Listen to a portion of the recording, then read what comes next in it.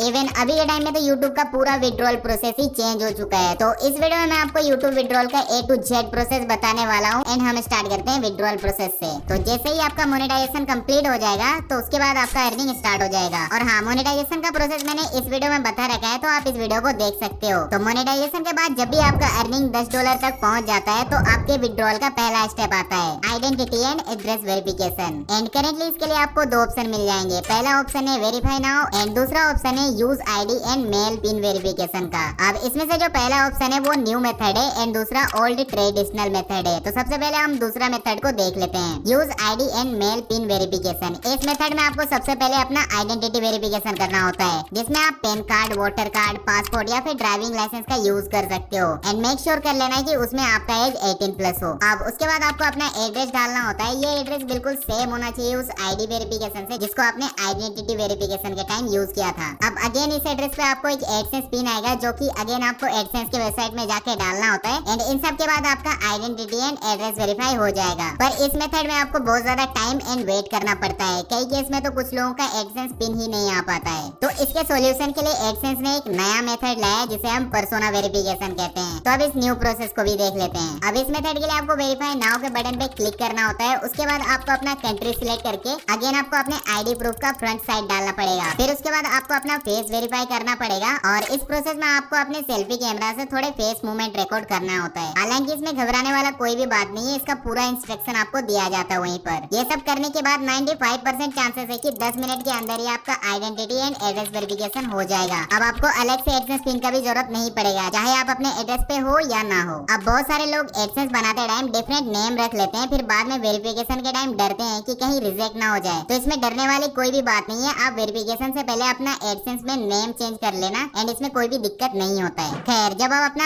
Identity and address verify कर लोगे तो उसके बाद आपको एक और चीज ऐड करना होगा अपने एडसेंस में, और वो है टैक्स इन्फॉर्मेशन। वैसे टैक्स इन्फॉर्मेशन आप $0 पे ही एडसेंस बनाते के साथ ही सबमिट कर सकते हो, पर कोई ना, आप एड्रेस वेरीफाई करने के बाद भी सबमिट कर सकते हो। एंड मैंने भी इसी टाइम पे सबमिट किया था। अब इंडिया में आपको दो टैक्स इन्फो मिल जाते हैं, Indian tax info and US tax info. But आपको सिर्फ यूनाइटेड स्टेट का ही टैक्स इन्फो सबमिट करना पड़ता है। एंड इंडिया का टैक्स इन्फो आप चाहो तो डाल सकते हो या फिर नहीं डालने पे भी कोई दिक्कत नहीं है। यूएस टैक्स इन्फो सबमिट करते टाइम आपको किस ऑप्शन में क्या डालना है एंड कौन सा ऑप्शन पे क्या सिलेक्ट करना है, इसका मैंने एक पीडीएफ बना के सारा डिटेल अपने वेबसाइट पे डाल दिया है। एंड उसका लिंक आपको डिस्क्रिप्शन में मिल जाएगा। एंड बिलीव मी, ये बहुत ही ज्यादा इजी है। अब आते हैं थर्ड स्टेप पे। $10 के थ्रेशोल्ड पे ही आप अपना पेमेंट मेथड सिलेक्ट कर सकते हो। और ये ऑप्शन आपको एडसेंस में पेमेंट में जाके पेमेंट इन्फो में ऐड करना होता है। अगर आपको ये ऑप्शन नहीं मिलता तो टेंशन वाली कोई भी बात नहीं है। यूजुअली ये $10 पे आ जाता है, बट थोड़ा बहुत डिले भी हो जाए तो कोई बात नहीं। एंड जब आपको ये ऑप्शन मिलता है तो आपको इसमें अपना बैंक डिटेल ऐड करना होता है। आपको कुछ इस तरह का फॉर्म मिलेगा। इसमें सबसे पहले आपको बेनिफिशियरी आईडी डालना होता है, जो कि ऑप्शनल है। अगर आपको अपने बैंक से स्पेसिफिकली मिलता है तभी डालना। अगर आपको नहीं पता है कि ये क्या है तो आप इसे स्किप कर देना। नेक्स्ट आपको अपना नेम डालना होता है जो भी आपके पासबुक में है। फिर उसके बाद आपको अपना बैंक का नाम डालना होता है। एंड ध्यान रखना कि आप बिल्कुल करेक्ट स्पेलिंग के साथ इसको टाइप करना। फिर उसके बाद आपको IFSC कोड डालना होता है। अगेन ये भी आप बिल्कुल एक्यूरेटली डालना है। एंड हो सके तो इन सबको एक बार फिर से डबल चेक कर लेना है। फिर आपको डालना है स्विफ्ट कोड। अब स्विफ्ट कोड आपको अपने ब्रांच में जाके पता कर लेना है, पर अगर वो मना कर दे या आपके ब्रांच का कोई स्विफ्ट कोड नहीं है तो आप सेम बैंक के मेन ब्रांच का स्विफ्ट कोड यूज कर सकते हो। जनरली ये डिटेल्स आपको बैंक में इजीली मिल जाएगा। अगर नहीं मिलता है तो मैं एक वीडियो का लिंक डिस्क्रिप्शन में डाल दूंगा, आप वहाँ से इनका भी ऑल्टरनेटिव तरीका निकाल सकते हो। खैर, स्विफ्ट कोड के बाद आपको अपना बैंक अकाउंट नंबर ऐड करना होता है एंड उसको दोबारा डाल के फिर कंफर्म करना होता है। उसके बाद ये आपको सेव कर लेना है। पर हाँ, जो भी आप बैंक ऐड कर रहे हो उसमें आपका पेन वेरीफाइड होना चाहिए, नहीं तो आपका पैसा अटक जाएगा। तो इसलिए पेन वेरिफिकेशन आप सबसे पहले कर लेना। तो ये था पूरा विड्रॉल प्रोसेस। एंड इसके बाद जस्ट आपको यूट्यूब पे $100 कंप्लीट करना होता है। एंड अगर ये आप मंथ के 7 से 12 तारीख से पहले कंप्लीट कर देते हो तो ये पैसा आपके एडसेंस में चला जाता है। एंड उसके बाद सेम मंथ में 21 से 26 के बीच में आपके बैंक में ट्रांसफर हो जाएगा। एंड यही साइकिल हर मंथ रिपीट होगा। और हाँ, ये तभी होगा जब आपके यूट्यूब पे $100 बन जाते हैं, वो भी हर महीने 7 तारीख से पहले। अब ये था पूरा विड्रॉल प्रोसेस। बाकी मैं जल्दी आपको नए वीडियो में मिलूंगा। थैंक यू इस वीडियो को पूरा देखने के लिए।